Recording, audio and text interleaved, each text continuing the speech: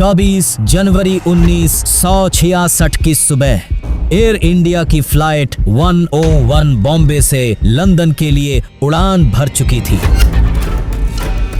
दिल्ली और बेरूत में सफल पड़ाव के बाद विमान जिनेवा की ओर बढ़ रहा था, लेकिन माउंट ब्लैंक के पास पहुंचते ही एयर ट्रैफिक कंट्रोल से संपर्क के कुछ ही क्षण बाद विमान अचानक रडार से गायब हो गया।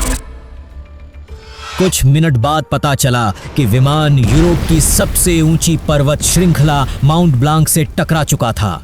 इस हादसे में सभी 117 यात्रियों की मृत्यु हो गई। लेकिन इस दुर्घटना ने भारत के इतिहास की दिशा भी बदल दी, क्योंकि इसी विमान में सवार थे भारत के परमाणु कार्यक्रम के जनक डॉक्टर होमी जहांगीर भाभा।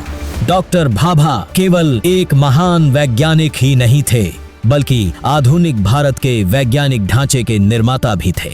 उन्होंने Tata institute of fundamental research और परमाणु ऊर्जा आयोग की स्थापना में महत्वपूर्ण भूमिका निभाई।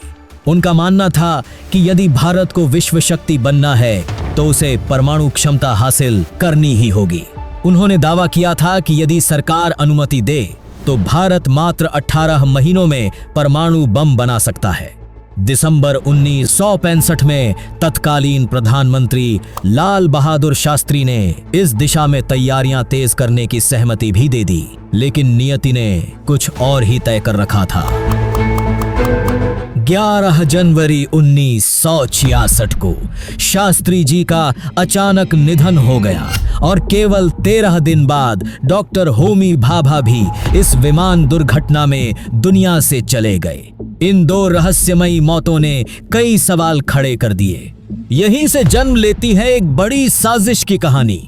कुछ लोगों का दावा है कि अमेरिका की खुफिया एजेंसी CIA नहीं चाहती थी कि भारत परमाणु शक्ति बने।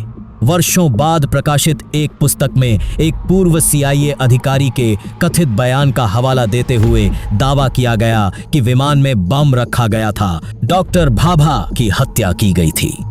दूसरी ओर एक अलग सिद्धांत यह कहता है कि विमान की टक्कर एक गुप्त सैन्य लड़ाकू विमान से हुई थी और पूरी घटना को छिपा दिया गया। लेकिन जब इन दोनों सिद्धांतों की गहराई से जांच की गई तो कई गंभीर कमियां सामने आईं। कथित CIA स्वीकारोक्ति देने वाले लेखक की विश्वसनीयता पर सवाल उठे और उनके कई दावे पहले भी झूठे साबित हो चुके थे। वहीं सैन्य विमान से टक्कर की कहानी के समर्थन में भी कोई आधिकारिक रिकॉर्ड या ठोस प्रमाण नहीं मिला।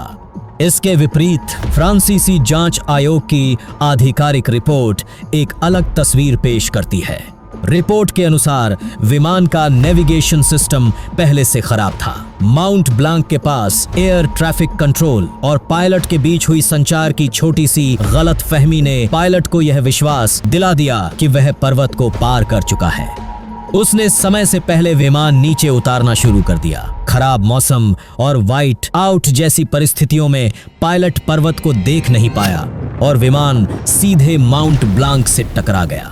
डॉक्टर होमी भाभा की मृत्यु भारत के परमाणु कार्यक्रम के लिए निश्चित रूप से एक बड़ा झटका थी। जिस लक्ष्य को वे 18 महीनों में पूरा करने का विश्वास रखते थे, उसे हासिल करने में भारत को कई दशक लग गए। फिर भी भारत रुका नहीं। 1974 में पहला परमाणु परीक्षण हुआ और 1998 में भारत एक घोषित परमाणु शक्ति बनकर दुनिया के सामने उभरा। आज भी यह प्रश्न कई लोगों के मन में है कि क्या एयर इंडिया फ्लाइट 101 केवल एक दुर्घटना थी या इसके पीछे कोई गहरी साजिश छिपी थी। लेकिन उपलब्ध आधिकारिक साक्ष्य और जांच रिपोर्ट यही संकेत देते हैं कि यह एक दुखद विमान दुर्घटना थी। साजिशों की कहानियां आकर्षक जरूर लगती हैं, लेकिन इतिहास में निष्कर्ष हमेशा ठोस प्रमाणों के आधार पर ही निकाले जाते हैं। यही इस पूरी घटना का सबसे बड़ा सबक है।